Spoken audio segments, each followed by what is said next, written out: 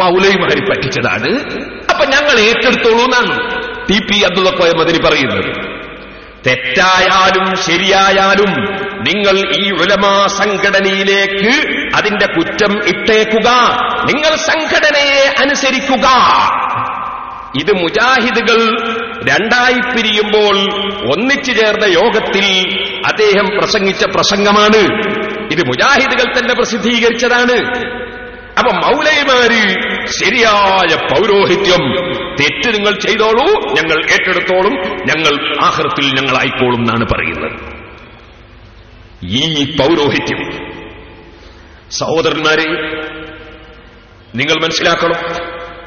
ഈ പൗരോഹിത്യം പൊളിച്ചെഴുതേണ്ടത് തന്നെ അല്ലേ?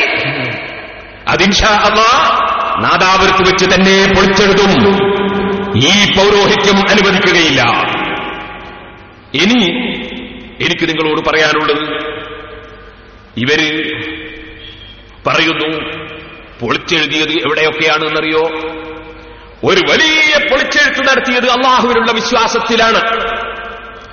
നിങ്ങൾ മനസ്സിലാക്കണ്ട, ഇത് ഒരു കൊള്ളിക്കേങ്ങിന്റെ മസലയാണ്, അല്ലെങ്കിൽ ഒരു കൊപ്പരയുടെ മസലയാണ്. അല്ല, ലോകത്തിന്റെ മുഴുവനും സൃഷ്ടാവും നിയന്താവുമായ ലോകസൃഷ്ടാവായ അള്ളാഹുവിനെ സംബന്ധിച്ച് മുസ്ലിങ്ങൾ ഇന്ന് വരെ വിശ്വസിച്ചു വന്ന വിശ്വാസം, നുസമ്മില്ലാഹ ശൈഅൻ ലകൽഅശിയാ വദാതൻ അൻ ജിഹാദിസ്സിത്തിഖാലി. അള്ളാഹു സ്ഥലകാലതീതനാണ്.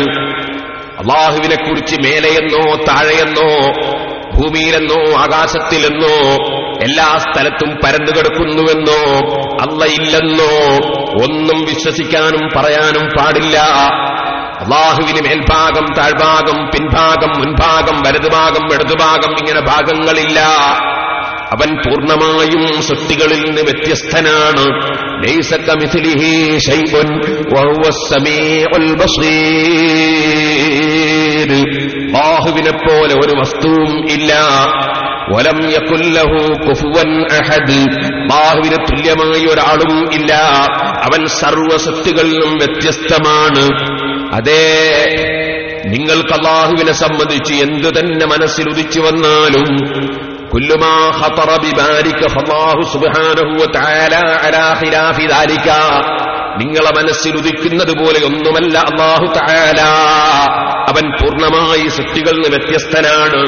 ഇത് ലോകത്തുള്ള എല്ലാ പണ്ഡിതന്മാരും പഠിപ്പിച്ചതാണ്, മുജാഹിദും പഠിപ്പിച്ചതാണ്. പക്ഷേ ഇപ്പോൾ അത് മാറ്റിപ്പൊളിച്ച് എഴുതി അല്ലാഹു ആകാശത്തിൽ അർശിന്റെ മുകളിൽ ഉപവിഷ്ടനാണ്. പടച്ചവന് കൈകാലുകളെന്ന അവയവങ്ങളുണ്ട്.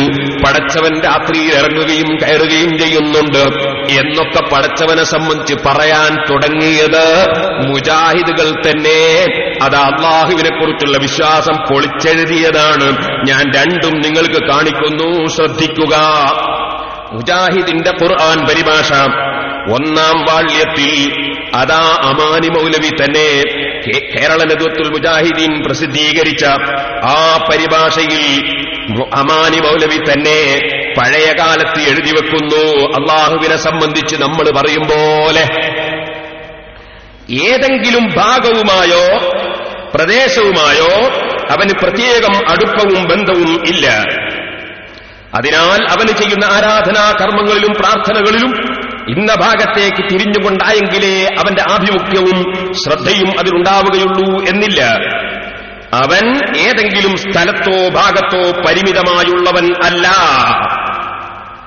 ഏതെങ്കിലും ഒരു സ്ഥലത്തോ ഭാഗത്തോ പരിമിതമായുള്ളവൻ അല്ല എന്ന് മുജാഹിദിന്റെ ഖുർആൻ പരിഭാഷയിൽ, കേരള നദ്വത്തുൽ മുജാഹിദീൻ പ്രസിദ്ധീകരിച്ച ഖുർആൻ പരിഭാഷയിൽ 1-ാം വാല്യം 233-ാമത്തെ പേജിൽ പറയുന്നു.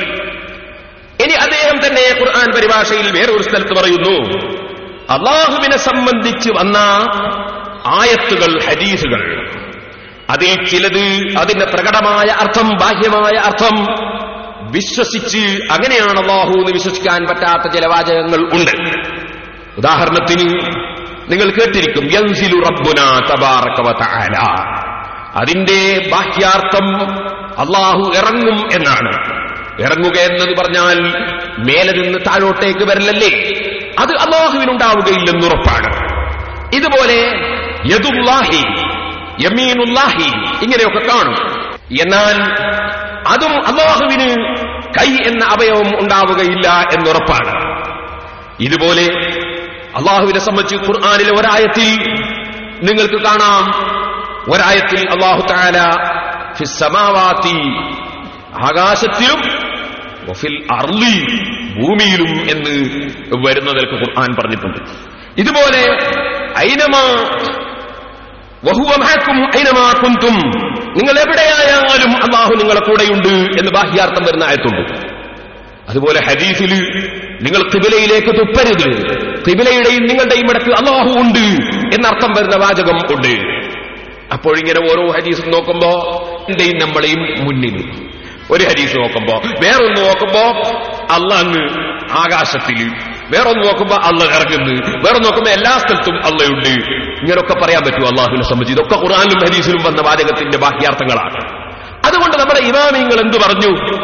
ഇമാമിങ്ങൾ പറഞ്ഞു, അത്തരം ആയത്തുകളുടെ ബാഹ്യാർത്ഥ പ്രകാരം നിങ്ങൾ അള്ളാഹുവിനെ കുറിച്ച് വിശ്വസിക്കരുത്. അള്ളാഹുവിനെ കുറിച്ച് നിങ്ങൾ ഇങ്ങനെ വിശ്വസിക്കുക: അള്ളാഹുവിന് സ്ഥലമില്ല, അള്ളാഹുവിന് സ്ഥലത്തിന്റെ ആവശ്യമില്ല, അള്ളാഹുവിന് അവയവങ്ങളില്ല, അള്ളാഹുവിന് ശരീരമില്ല, അള്ളാഹുവിന് ഭാഗങ്ങളില്ല എന്ന് വിശ്വസിക്കുക. ഇങ്ങനെ നമ്മുടെ പണ്ഡിതന്മാരൊക്കെ നമ്മളെ പഠിപ്പിച്ചു. എന്നാൽ ഇത്തരം ആയത്തുകളെ സംബന്ധിച്ച് നമ്മൾ ഒന്നും പറയേണ്ട, നമുക്ക് അതിന്റെ അർത്ഥം അറിയില്ല എന്ന് പറഞ്ഞ് ഒഴിഞ്ഞു കളഞ്ഞാൽ മതി, അതിന്റെ ഉദ്ദേശം അറിയില്ല എന്ന് പറഞ്ഞ് ഒഴിഞ്ഞു കളഞ്ഞാൽ മതി. ഇങ്ങനെയാണ് ഒരു കൂട്ടം പണ്ഡിതന്മാർ വിവരിച്ചത്. ഒരു കൂട്ടം പണ്ഡിതന്മാർ പറഞ്ഞു, അതിന് അള്ളാഹുവിനോട് അനുയോജ്യമായ വ്യാഖ്യാനം വ്യാഖ്യാനിക്കണം എന്ന് പറഞ്ഞു. ഉദാഹരണത്തിന് അള്ളാഹുവിന്റെ കൈ എന്ന് പറഞ്ഞാൽ അള്ളാഹുവിന്റെ കൈ എന്ന് ബാഹ്യമായ അർത്ഥം വരുന്ന ആയത്തിനും ഹദീസിനും അള്ളാഹുവിന്റെ ശക്തി എന്നർത്ഥം പറയാം. നമ്മൾ സാധാരണ പറയാറുണ്ടല്ലോ, അത് അയാളെ കൈവശത്തിലാണ്, അയാളെ കൈയിനുള്ളിലാണ് എന്നല്ലല്ലോ, അയാളെ അധികാരത്തിലാണ്. അപ്പൊ അധികാരം. അതുപോലെ അതിന്റെ ഉള്ളിൽ അയാളെ കൈയുണ്ട് എന്ന് പറയാറുണ്ട്, അല്ല അദ്ദേഹത്തിന്റെ ശക്തിയുണ്ട്, കഴിവുണ്ട് എന്നാണ്. അയാൾ വലിയ കൈയുള്ള ആളാണെന്ന് പറയാറുണ്ട്. അതിനർത്ഥം ഇതാണ്. ഇതുപോലെ നമ്മൾ ചിലപ്പോൾ പറയാറുണ്ട്, ഒരു ഉദ്യോഗസ്ഥനെ സംബന്ധിച്ച് അത് മേലെ നിന്നുള്ള ഓർഡറാണ്, താഴെയുള്ള ഉദ്യോഗസ്ഥൻ പറയാൻ. വാസ്തവത്തിൽ താഴെയുള്ള ഉദ്യോഗസ്ഥൻ താമസിക്കുന്നത് മേലെ റൂമിലാണ്. അപ്പൊ മേലെ നിന്നുള്ള ഓർഡറാണ് എന്ന് പറഞ്ഞാൽ അതുകൊണ്ട് ഇപ്പൊ ഉദാഹരണത്തിന് ചോടേ റൂമിൽ DIG ഇരിക്കുന്നു, മേലെ റൂമിൽ പിന്നെ SI ഇരിക്കുന്നു. SI മേലെ റൂം എന്താ പറയുന്നത് മേലെ നിന്നുള്ള ഓർഡറാണ്, എന്നാ DIGന്റെ ഓർഡറാണ്. അപ്പൊ അതിനർത്ഥം DIG മേലെ റൂമിലാണ് എന്നല്ല. ഇതുപോലെ നമുക്ക് തന്നെ സാധാരണ നമ്മുടെ ജീവിതത്തിൽ നമുക്കറിയുന്ന സംഗതികൾ ധാരാളം ഉണ്ട്. അതുകൊണ്ട് അല്ലാഹുവിനെ സംബന്ധിച്ച് വന്ന വാചകങ്ങൾ ആ രൂപത്തിൽ വ്യാഖ്യാനിക്കേണ്ടതാണ് എന്ന് ഒരു കൂട്ടം പണ്ഡിതന്മാർ. ഈ രണ്ട് നിലക്കാണ് ലോക മുസ്ലിങ്ങൾ മനസ്സിലാക്കുക. ഇത് മൗലവിയും പറയുന്നു. നോക്കോളൂ, കേരള നേതൃത്വ മുജാഹിദിന്റെ പരിഭാഷയിൽ മൗലവിയും ഇതേ കാര്യം തന്നെ പറയുന്നു. അള്ളാഹുവിന്റെ മുഖം വജുഹുല്ലാഹി, അള്ളാഹുവിന്റെ കൈ യദുല്ലാഹി എന്നൊക്കെ ഖുർആനിലോ ഹദീസിലോ പ്രയോഗിച്ചു കാണുമ്പോൾ അതിനൊന്നും സ്വന്തം വകയായി വ്യാഖ്യാനങ്ങൾ നൽകാതെ വാക്കിന്റെ അർത്ഥം നമുക്കറിയാം, അതിന്റെ യാഥാർത്ഥ്യം എന്താണെന്ന് നമുക്കറിഞ്ഞുകൂടാ എന്ന് പറയലാണ് മുൻഗാമികളായ മഹാന്മാരുടെ പതിവ്. അവരതിൽ വിശ്വസിക്കുകയും യാഥാർത്ഥ്യം അള്ളാഹുവിനറിയാമെന്ന് വെച്ച് വിട്ടേക്കുകയും ചെയ്യും. പിൻഗാമികളിൽ പലരും സന്ദർഭത്തിനൊത്ത് അവർക്ക് ചില വ്യാഖ്യാനം നൽകുകയാണ് പതിവ്. രണ്ട് കൂട്ടരുടെയും ലക്ഷ്യം അള്ളാഹുവിന് സൃഷ്ടികളോട് വല്ല വിധത്തിലും സാമ്യത തോന്നിപ്പിക്കുന്ന അർത്ഥം ആ വാക്കുകൾക്ക് കൽപ്പിക്കാതിരിക്കുക എന്നുള്ളതത്രേ. കൂടുതൽ സുരക്ഷിതമായ മാർഗം മുൻഗാമികളുടേതാണ് താനും.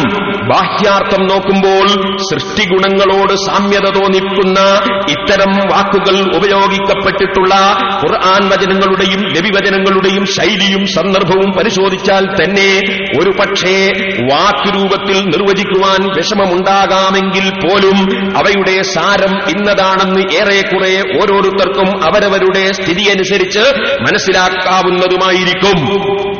ഇങ്ങനെയാണ് അമാനി മൗലവി ഖുർആൻ പരിഭാഷയിൽ നേരത്തെ എഴുതിയത്.